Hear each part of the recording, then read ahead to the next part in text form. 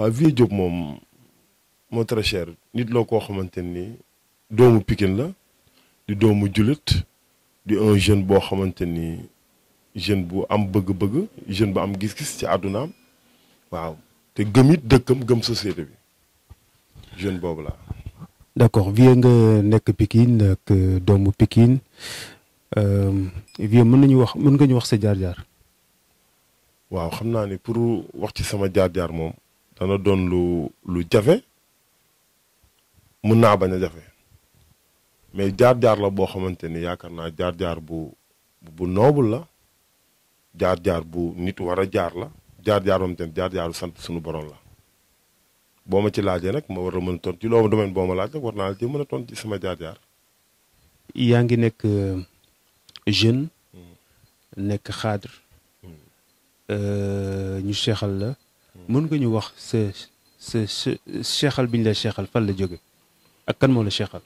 waaw xam nga seexal bi man du ma ko jàppee sax seexal parce que doonul pour man doonul loo xamante ne arme la ci man wala loo xamante ne lu ma war a am fu ma ko teg la parce que ñun dañoo judd ci kër xaadar doon ay ndaw doon ay taalibe Cheikh Saad Bou suñu bàyyi tàggat ñu ci suñu ndey tàggat ñu ci mais en plus bañ ñu ci tàggatee dañoo jéem a innover parce que nit boo nekkee ci benn mbir wala nga fekk nit ñi ci benn mbir da ngaa war a yokk te jàpp naa ni ku yokkul da ngaa wàññi te yàlla na yàlla musal ci wàññi ñun nag dañoo ñëw pour yokk cheikhal bi nag Cheikh Bakhay da doomu Cheikh Saad Bou Chib di sama aussi la maanaam def na ko te ba may def lu ma bett la franchement parler ndax man musuma koo xalaat musuma koo foog mais daf ma gën a jàngal ni nit war ngaa war a mën a góorgóorlu sa bopp war ngaa mën a góorgóorlu ci li nga nekk. seexal bi ci lan la ko teg ci ay neexal yoo ko doon neexal wala sax nga baal ma ci kàddu gi ci ay ziar yoo ko doon ziar wala ci.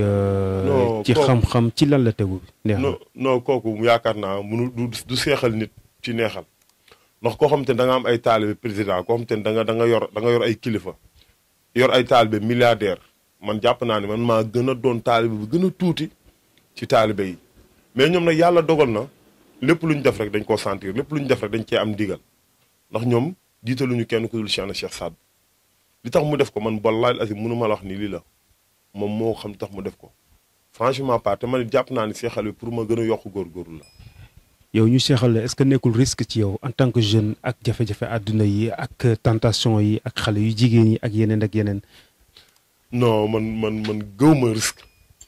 parce que del dafa am lu ma gëm quoi man suma àdduna yàlla dañoo dimbali ñu doon ay jeunes yoo xamante ni yàlla dimbali ñu ba teg na ci yenn yoon yi man ku ma xam ci tàntu Seydouna Mohamed nga ma xam.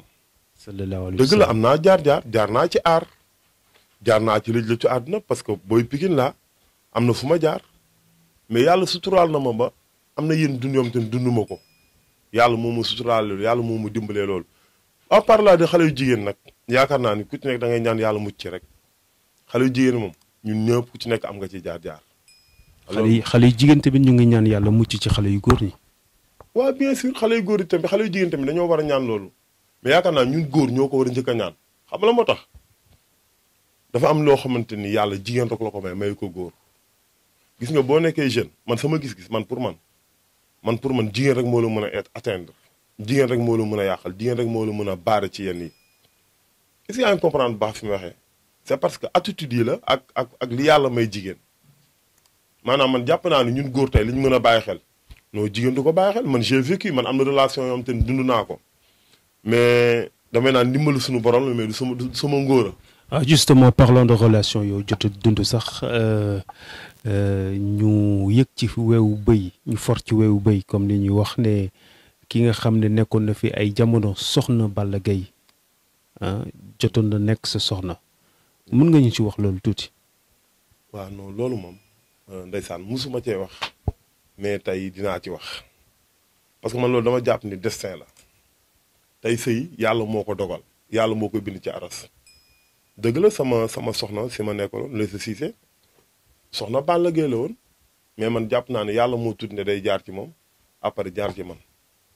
mais xam nga Sénégal dañoo xaw a doy waar Sénégal dañoo am benn complexe man pour man Youssou Ndouro Baaba Maalo Thione Seck Tysono Vieux Diop Raba pour man ñëpp benn doomu aadama lañ ndax ñun ñëpp yàlla moo ñu sàq man am lu mu te ne gëw moo ko suma àdduna man xam laa gëm destin mooy li yàlla tudd ci man te li yàlla li mu tudd ci man. mën nga ñu wax ne xame bi nan la demee woon exactement.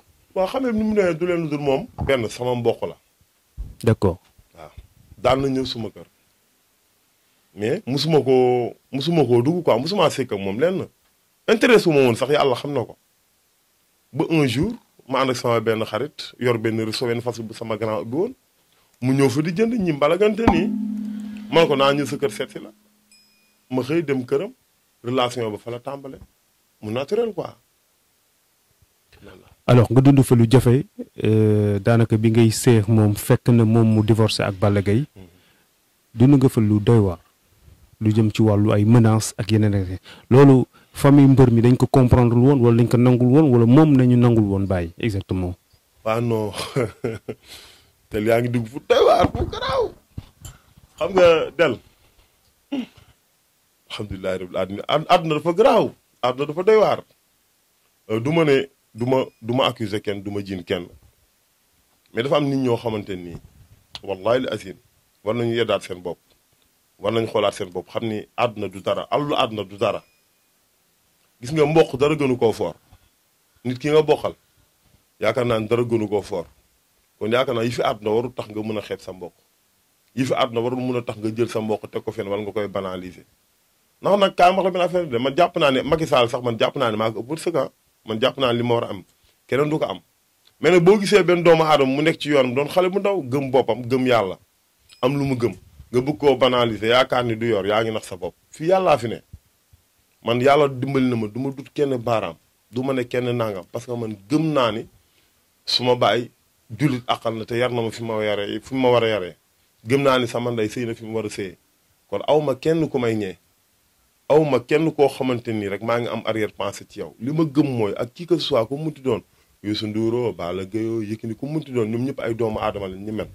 gars yi dañuy faral di wax ne am na ñoo xam ne dañuy wër di takk soxna ñi nga xam ne dañoo jotoon siw dañu jot siw yow ndax si ñooñu ko bokk wala.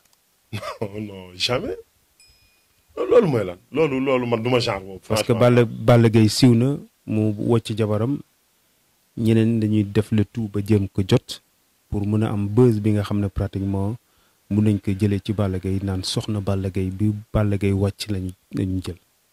non man waruma buzz parce que yaakaar naa ci li ma nekk mu kenn gu ëpp koo buzz mooy waayu Seydina Mohamed laa man ci tàntu yonent bi laa ne ci lañ ma xamee ma doon taalib Cheikh Saad bu di tëgg tabala yaakaar naa buzz weesuwul loolu Vieux Diop mu Cheikh na Cheikh Saad wala Cheikh Vieux Diop mu Cheikh na Cheikh Saad yaakaar naa buzz weesuwul loolu man nekkuma domaine boobu Balla Gaye nit la yàllaa dogal mu war a takk foofu soxnam mu jeex man it mor faa ñëw yàllaa ko tudd mais yàlla mëtim xam na ne wallahi azim musuma koo sax sóor musuma sax bàyyi xel loolu dafa ñëw naturellement quoi c'est que yenn jaamu yàlla yi nag yenn doomu aadama rek ñooy jël benn mbir am fu ñu koy dëkkal am luñ ciy laxas mais man nekkuma sax niveau boobu. mosoo si dégganteeg Balla Gaye.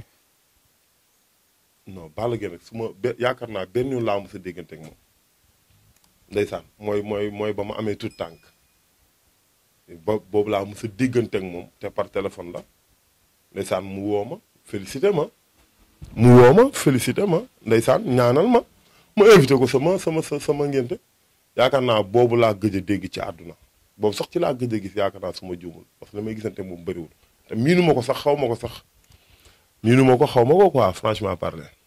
waaye mbokk yi tamit bàyyiwuñu la ci loolu si tamit parce que gis nañ ne Balla Gaye amul tout tànk ak soxna soosu am ak yow tout tànk nit ñi nan nañ ko gisee.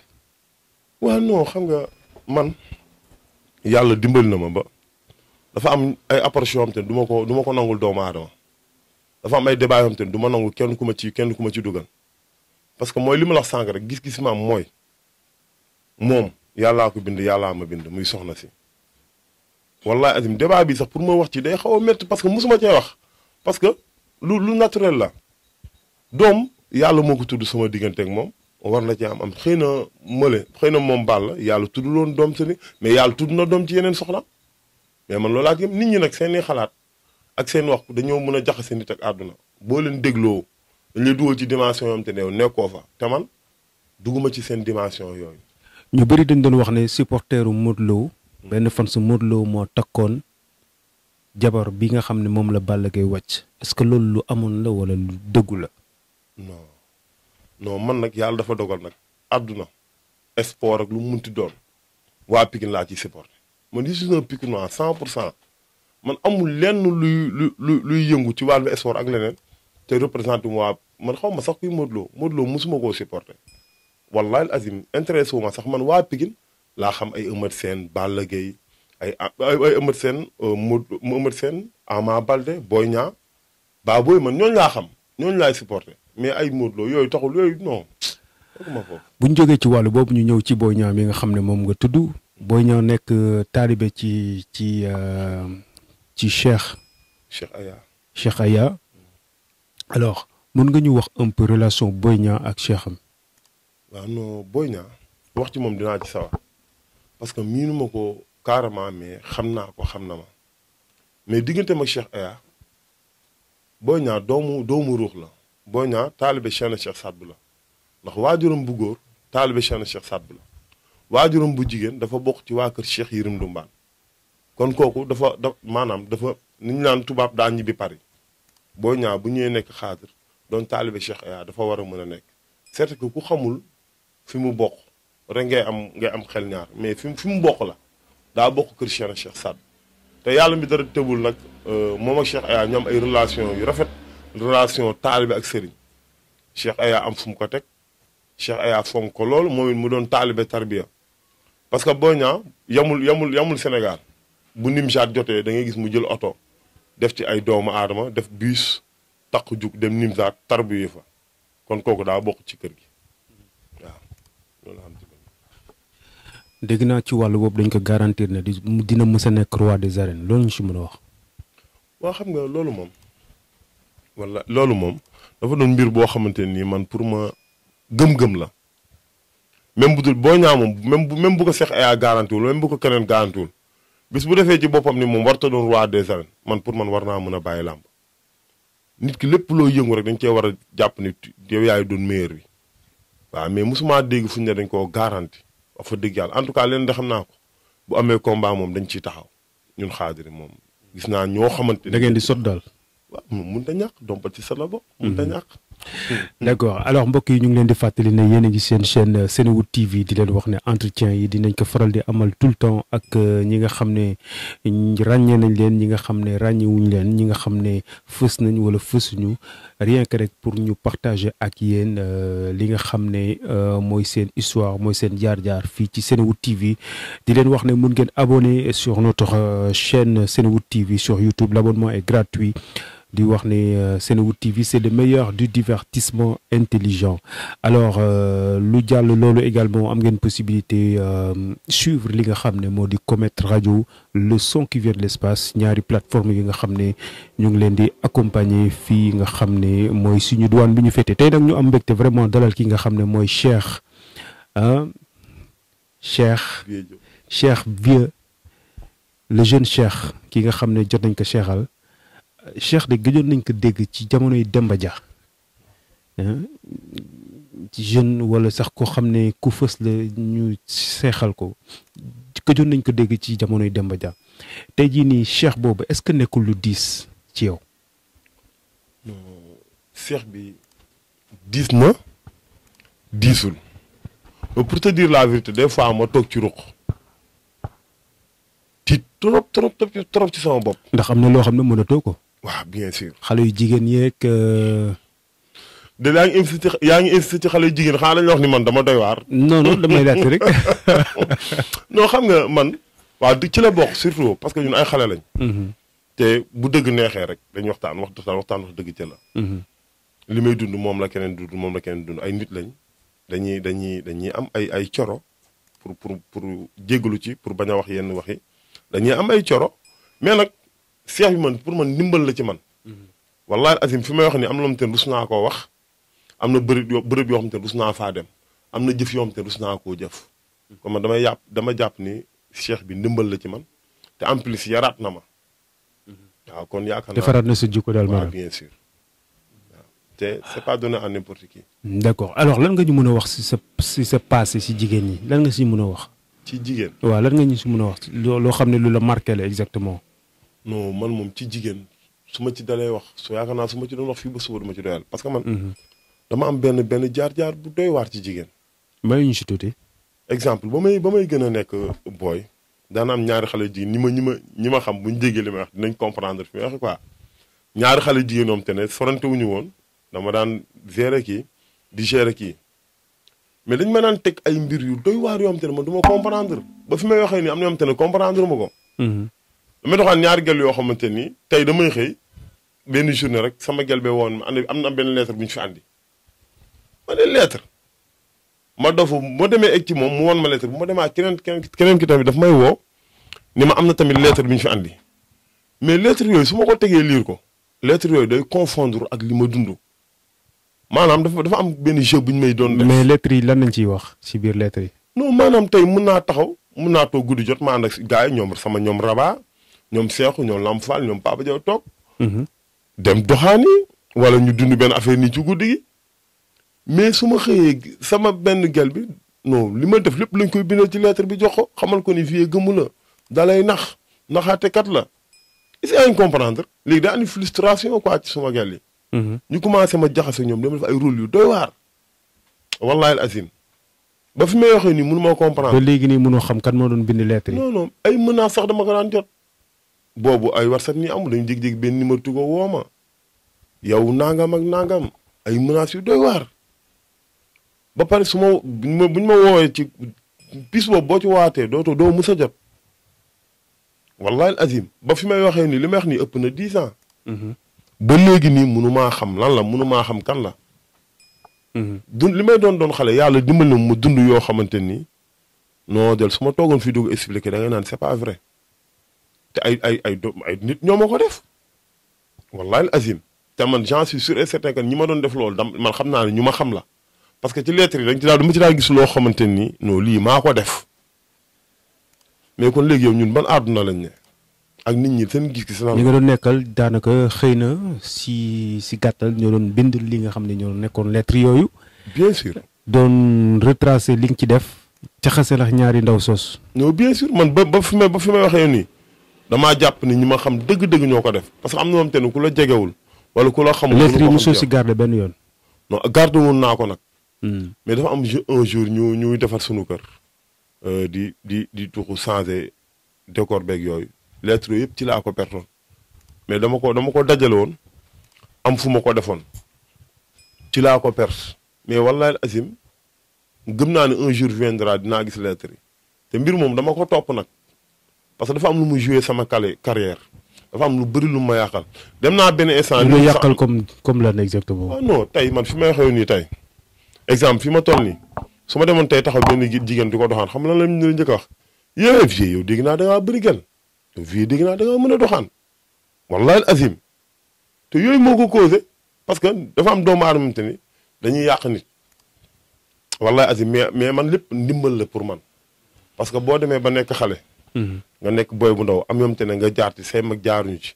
pour man yow kon war nga xoolaat sa bopp xam ne am na lu la yàlla dencal. d'accord alors mën nga ñu wax sa relation ak sa yaay. waaw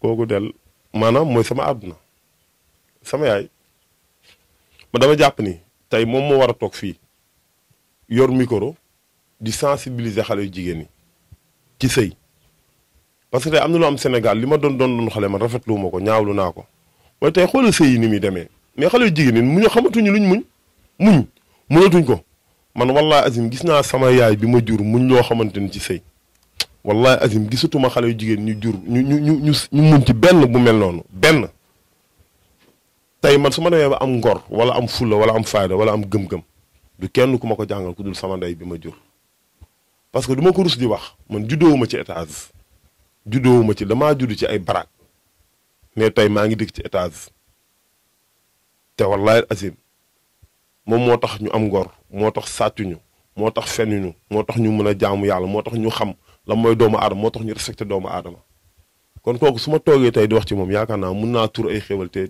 du ma arrangé kooku beneen mbir la mooy sama sëriñ mooy sunu référence mooy sunu yaakaar maa ngi ñaan yàlla na ma yàlla may soxna soo xamante ne bu am jikko ji sama yaay yor bi mën a muñ boo xamante ni dara fëq ko boo xamante ni dara ñoru ko dul njabootam yàlla na ma yàlla may soxna su mel noonu loolu rek laa ñaan yàlla. mën nga ñu may benn anecdote loo xam ne marqué na la dund nga ko ak moom wala fekkee nga ko. li ma ci mën a wax li ma ci mën a wax ci moom bari na dafa am benn lu may wax nii benn dafa am un jour boobu ndeysaan jamono neexul wala azim boobu kër ga métti na.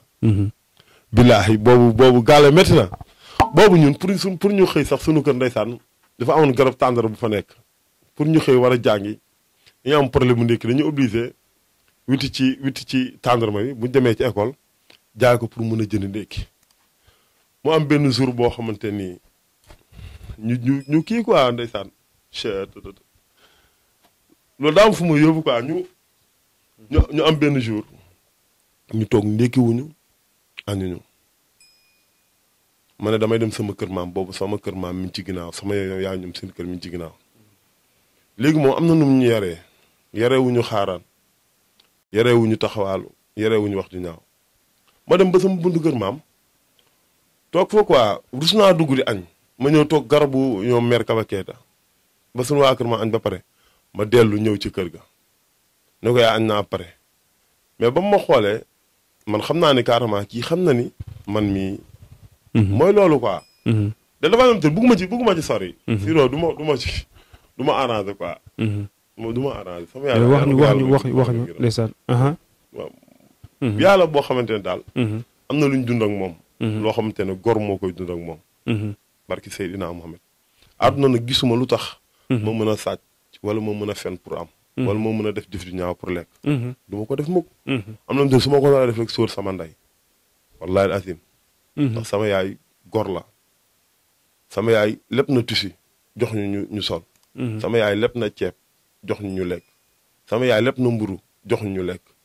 sama yaay jaay na ay yéreem sàngu ñu sutura. wallaahi azim xaar na fu lu ne. sunu kër. moo tax dina fa am lu ne akama koo gëm. yàlla na ko yàlla defal jàmm ci barkante bi ak bépp yaay. amiin tey jii lan ngay wax ban message ngay lancé ñi nga xam ne am nañ chance yaay wala amuñu chance yaay wala ñi nga xam ne toppatoo ñu seen yaay ban message nga leen di lancé. waaw ndeysaan man pour man yaay ku xamul saasam da nga am sa nekk ak moom. xam nga del man su ma gisee nit ku am yaay ba pare tarbiyoo sa yaay. ba pare rusoo sa yaay jëloo lépp jox ko sa yaay man danga may def kaa man des fois du ma yërëmuma sama bopp xam nga ñan laa yërëm sama àdduna ñi nga xamante ne ndeysaan mosuñoo nekk ak seen yaay parce que buñ xamoon li ci yaay. dinañ gën a fonk suñu yaay. conseil bi may jox ñëpp mooy nit ki avant ngaa dem ci sëriñ wala avant ngaa dem ci kenn di jox kenn leen lépp li nga war jox ko sa yaay lépp loo wuti mi ngi ci sa yaay parce que yaay beneen mbir la moom te nit mënu koo décrire. yaay mbir la boo xam te nit mënul fay yaay mbir la moom te nit mënu koo xam man de mi ko am maa ngi ñaan yàlla na ma ko yàlla bàyyeel parce que xam naa njëriñam wallahi azim man moom leen rek laa xalaat sama àdduna ni bis bu amee rek jàpp naa ni sama àdduna yàqu na mooy yàlla bu ma ñàkk sama yaay ndax bis bu ma ko ñàkkee jàpp naa ni ñàkk naa lépp allah kulli nag dinaa ko ñàkk ndax jullit laa mais maa ngi ñaan yàlla na yéex maa ngi ñaan yàlla na yàlla wàññi samay fan sax yokk ay fanam parce que damaa xam njëriñ bu ma am waaw may wax ñëpp daal ñu góorgóorlu ci seen waajur am na solo waxatu ba sama papa moom kooku c'est autre chose waaw ndax ku ñemee dañ laa dee waaw sama dimension papa moom su ma ci duggoon loolu beneen affaire lay doon yaa ma gën a xam. loolu laay wax daal ci sa papa tamit yar leen ci dëgg ci lislaam ci diine. ci ràññee ci xam ci doylu. non kooku dal te su ma déggee Cheikh moom la sama papa. te su ma demee bañ ne dañuy Cheikh Alfiya Diop ñu may woowee le plus jeune Cheikh. moom la kooku taalibe Cheikh Saad Bou la kooku moom Pikine ba mu daj wala taalibe Xaadir mu daj moom laa gis yàlla defal ko lu ñu defalul kenn. 3 xalif général des Xaadir seexal nañ ko muy Cheikh Natou Faylu muy Cheikh Taalibiya Cheikh bu naanu mu Cheikh Taalibiya Cheikh Aya mu Cheikh Taalibiya meeteel nañ ko. te yaakaar naa Pikine ñëpp xam nañ ñu ko oyof la wootewul wilaaya wootewul maqaama wootewul dara taalibe rek la woote. ba pare doon nit ku baax nit ku silvissé nit ku jullite. man sama papa ñu bëri dañ ma koy joxoñ ñu bëri dañ naan ma mooy doomu papaam te pourtant du ma taam du ma caatam. am naa ñetti mag am naa ñetti rak. mais tey bu dee correct wala bëgg lu baax. wala am ambition. wallaahi asim moom moo tax ma am ko. démb ci guddi rek laa jar rabaa ñu ngi toog baaba ba léegi pour moom xale laa daf may neme ko man démb am na ku ne ma yow sa papa da yomal xiyaam du lay ak yow ma ne ko lu tax nga wax loolu mu ne à tout moment mi ngi lay nemmeeku mi ngi xool ci lan nga nekk li ma am mi ngi koy bokk ak yow. ñun ba fi may wax ni sunu kër bu ñu xëyee ndékkil dañ ko fay fekk mu tegu amul ndékki fenn sama papa moo koy jënd. parce que mi ngi wane rôle. te jafe na jamono ñu toll. parent boo xamante ni jàpp na li ko war wàcc ko. moom boo yoroon ay milliards sax sama papa boo yoroon ay milliards sax nga nekk doomam moom gisul loolu moom gis na ni moom yow doom nga li ko war ci moom da koy def ak yow. kon kooku référence mënut a weesu loolu. tout à fait di leen nuyu au passage di ñëw ci beneen wàll muy côté bi nga xam ne mooy côté tëgg xaadar yi gis nañ ne léegi tëgg yi ak façon yi ñi nga xam ne moom nañu wooye woyu xaadar yi daanaka na ma yàlla baal sabar bi moom bëri na ci trop mbalax mi bëri na ci trop da ngay dem ba doo xàmmee sax li nga xam ne moo nekkoon originalité tëgg xaadar tey jii lan nga ñu mën a wax ci loolu. waaw loolu li ma ci wax yaakaar naa dinaa ci sawar wax de parce que wax naa ko ci télé yu bari wallaay Azim invité nañ ma télé yu bari ñi may seetaan xam nañ loolu moo wax ko xam nga tabala du ay foo benn te bëri na ñoo xam te ni ngi yor ay tabala te duñ taalibe Cheikh Saad mais nag lenn xam naa ko ci tabala moom ku ko fooyee mu fooyee la parce que gis nga liy dëgg ak li dul dëgg bokkul tabala dafa am yoon heureusement ba sax xam nga mag ñi dañoo am barke mag ñi dañoo garaaw nga tabala man gisatuma gaa yi li ñuy tëgg sax du tabala de est-ce que xam nga loolu gaa yi li ñuy tëgg léegi du tabala de. pour yow la ni ñuy tëggee jamono ji. non gaa yi li ñu tëgg du tabala gaa yi ay bërigo la ñuy tëgg. xam nga la mooy tabala. mooy këll bant. mooy këll ñu fooree ko deru nag. mu am ay kal. ñu tëggee ko yatu kel. mais léegi booy xam la leen yor. ay kubéeru gaz yu ñu taqale ay bërigo yu ñu taqale deru bëy la ñuy foore ay buumu xar yi la ñuy foore te amatul ay kal ay vis la. est-ce que yaa ngi dégg bu baax li ma la wax. ndax du jamono moo dox. moo évolué wala du question jamono. du question jamono moo dox. Cheikh Talibiye mi nga xam te ne tey moo dugal tarixa moo dugal tabala ci tarixa xaadar parce que il faut ñu xam benn affaire. moom nan la ko dugalee si biir. voilà fa laa ñëw tabala xaadar moomu ko. d'accord. tabala yonent bi lañ ko tëggaloon. ba muy gàttal sallallahu alayhi wa sallam. talaalu badrul ay naa bañ koy way tabala lañ ko tëggee moom nag Cheikh Talibiya mooy taawu Cheikh Saad moom moo ñëw gis na exemple tijaani am nañ seen facette tijaani dañ xadaratu juma murid yi ñuy def seen i samfaal mu andi xaadari tabala ndax ñoom waa kër Seydina Mohamed nag te Seydina Mohamed. sallallahu alayhi wa sallam. fekk na fu ñu tëggee tabala lañ ko teeroo. mu andi tabala mais ba mu andi tabala ñetti tabala la woon. waaye du nii de du nii. non gaa yi tëggee de. tëggin bi du nii.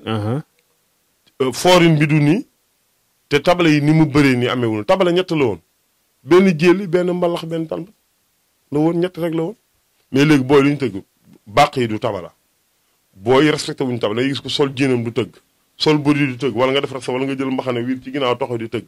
te tabala dafa war a am ay conditions yoo ko war a tëggee. benn yow waroo tëgg tabala te àndoon jàpp. loolu de kon gars yi ñi ko war a xam bëri nañ. bien sûr.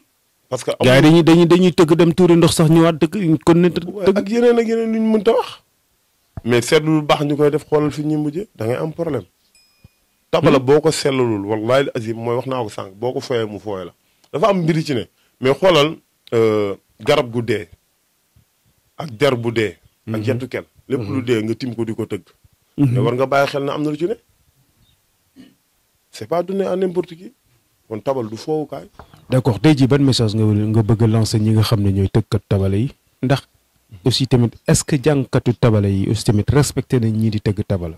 waaw bien sûr surtout loolu man dama yaakaar ni li ko tubaab waxee la leen ça se lave en famille. am na loo xam te ni ci ñun la war a njëkkee mu ñun nekk taraxa bi muy waykat yi ak jàngkat yi dañoo war a retourner à la base xam nga mooy lan. gars dañoo war a xam ni daayra moo fi ne daayra mooy tax nit mun a tarbiyu tabala mun a xam luy tabala parce que nit ki loo ko jàngalul mënu koo xam gars yi léegi ay groupe lañ yor ñu tabala dangay gis ko yor sa groupe boo ay tëggkat sabar ànd fee dem ñu fay la nga tëgg a way te loolu taxuloon jug tabala tabal li ko taxoon jug mooy ñu toog waxtaanee yonent bi waxtaanee yàlla wax leen luy tabala wax leen luy tarixa bi te du am ay fayeeku lu ci waaye am ñi xam ne loolu nga ci am mais léegi ay prix da cee am moo tax yi am ci ñu koy tëgg yëpp xamuñu luy tabala lan la li mu leen wax mooy nañ dellu ñu retourné pay ci sama bopp. dellu si cosaan li. waaw ñu dellu si cosaan te ku ci moo dàq lii téeméeri ju noonu bu njëkk dama daan taxaw ci tànt di tëgg da ngay tëgg nga gis nit koo xamante ni day daan di jooy ndax tabala bi ngay tëgg léegi ban tëggkat tabala nga gis mu daaneel nit mag ñi gisatoo leen sax ci tànt samay rax yi tëgg yëpp dama leen koy wax mais ku ma ci wax nga énervé c'est son problème mais man sama devoir la dama koy wax mag ñi kenn mënut cee toog ci tànt c'est parce que booy li ñuy tëgg xamuñu ko waykat li ñuy way xamuñu ko mais Cheikh na Cheikh Saad dafa bind ay xasida bàyyi fi maam Alaaji Malick bind ay xasida bàyyi fi maam Borom Touba bind ay xasida bàyyi fi mais booy léegi topp nañ musiciens yi ku ci génn sa son sax da ngay xool benn musicien yi benn mbalaxkat la moo yor nga dëpp ko pour way ko léegi bàyyi fi xasida yi léegi loolu mooy lan moo tax ñoom kenn valoriser wu leen nit nag da ngay valoriser sa bopp xam nga mooy lan mooy li nga fi fekk muy dëgg nga xam ne lii dëgg la nga topp ci innovation mënut a ñàkk mais bu mu tax nga tegee ko ci yoon yow tey métier bi nga nekk di ci liggéey de caméra yi changé nañ mais ba léegi day filmer waaw mais dafa am loo xam te ne logique la booy nañ xoolaat seen bopp bu baax a baax a baax. ñu ngi lay jaajëfal le plus jeune Cheikh tey jii ban message ngay bëgg a terminer ak ban message ngay lancer ñi nga xam ne ñoo lay seetaan Senewood TV ak Comet Radio. waaw di santaat yàlla di jul ci yonent bi sallallahu alayhi wa sallam di jaajëfal ñëpp di leen nuyu yow di la ñaanal jàmm xéewal mucc saan baan di la ñaanal sa télé bopp. waaw di nuyu sama copain sama doom nday Raba Fall di nuyu suñu waa kër ñëpp di nuyu sama doom bébé Yacine mooy sama taawu jigéen sama xol di ko nuyu. li may wax baal ma am nga événement boo xam ne war nga see jëm wala. waaw guddi Cheikh Abdou Khadir Jilaani. wax ñu si événement bi nga xam ne bëgg nga si jëm. waaw guddi Cheikh Abdou Khadir Jilaani la ma ci woo ñëpp muy le 16 avril bii di ñëw muy doon guddi boo xam te du sama guddi jullit yëpp la guddi xaadir yëpp la sama baay di ko def depuis 1953 man damaa judd fekk fi guddi gi sama papa daa judd fekk ko fi ñun ñu nekk ci ba fi ñu toll nii ñu koy def le 16 avril bii tali bu mag en face centre commercial Batra ma ci woo jullit ñëpp parce que yaakaar naa guddi Cheikh Abdou Khadir Jilaani bu Saabatu Moustapha Sénégal yëpp xam nañ ko ñu koy xaar bari na te ñu ngi koy waaj ren nag dañ ci def innovation bu bees mooy bëccëg gi dañuy xëy def ci conférence def inal muraada zikr bu guddee ñu def ay jàng fanaan comme ni ñu ko daan defee ma ci woo jullit ñëpp en plus tamit am naa lu may waaj maa ngi waaj benn clip tamit boo xamante ni pour delloo si cosaanu tabala la waaw di wax gaa yëpp nañ ko xaar incha allah. ñu ngi lay jaajëfal bu baax ban message ngay tàggatoo rek ci ñi nga xam ne ñoo lay seetaan fii ci Senewood TV. waaw di bëgg ñëpp di xam ne Senewood moom bagage bi ñoom la ba mu fi ñëwee toog laa xam ni fii mooy waxukaay bi. ndax maa ngi fiy dund loo xam te ne lu naturel la te gis naa fi ay gars yu baax di fàttaliku sénégalais yi di leen wax ni ñun ñëpp ay nit lañ kenn matul ku ci nekk rek war ngaa mën a gëm sa bopp ku ci nekk war ngaa mën a xam ni loo amul sa morom am ko yàllaa ko dogal nañ moytu yàqante bi nañ moytu defante lu ñaaw nañ moytu waxante lu ñaaw xam ne àdduna amul solo ñun ñëpp dañuy dee négam yonent bi sallallahu alayhi wa sallam moo dem kenn du fi des nañ góorgóorlu suñu bopp nañ bëggante nañ yéenante jàmm nañ bàyyi weerante gi dañ bàyyi jëf du ñaaw ji xam ne dañuy dee mat na bàyyi xel torop macha allah kàddu yooyu laa amoon pour